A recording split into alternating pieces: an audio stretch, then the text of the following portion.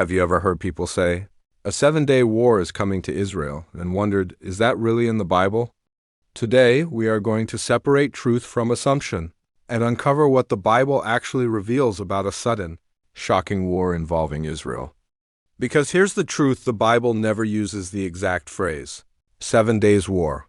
When people talk about a 7 days war, most are unknowingly referring back to one of the most astonishing military events in modern history, the 6-Day War. In June of 1967, Israel was surrounded by enemies on every side. Nations openly vowed to wipe her off the map. Militarily, Israel should not have survived. And yet, in just 6 days, Israel achieved a victory that stunned the world. Jerusalem, after centuries, returned to Jewish control.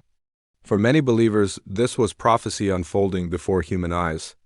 Jesus himself spoke about Jerusalem being restored, saying the city would remain under Gentile control until the appointed time was fulfilled. When Israel regained Jerusalem in 1967, many Bible teachers recognized this as a major prophetic milestone. But here's where the question deepens. If a 6-day war already changed history, could another short, intense war change the future? Throughout Scripture, we see a repeated pattern. When God moves decisively, events happen suddenly. The flood came suddenly. The destruction of Sodom came suddenly. The plagues of Egypt came swiftly. The return of Christ will be sudden.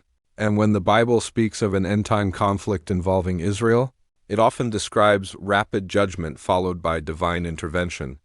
The prophets never describe Israel winning because of superior weapons, but because God steps in.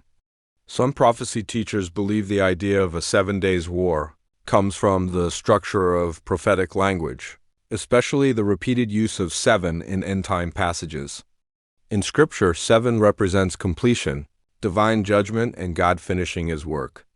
Later in this series, we will look closely at passages where weapons burn for 7 years, the land is cleansed for 7 months, God declares His glory before all nations.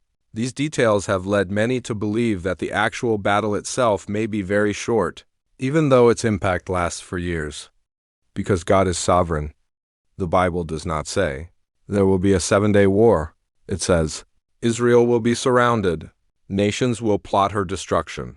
The attack will come suddenly, and God Himself will intervene, and the whole world will know He is the Lord. The real question is, how close are we to the moment when God says, enough?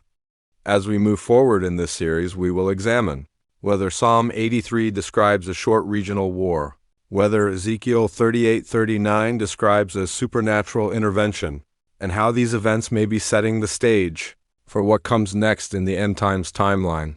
If this teaching blessed you, subscribe, share, and stay with us, because what Scripture reveals next may change how you see the news forever.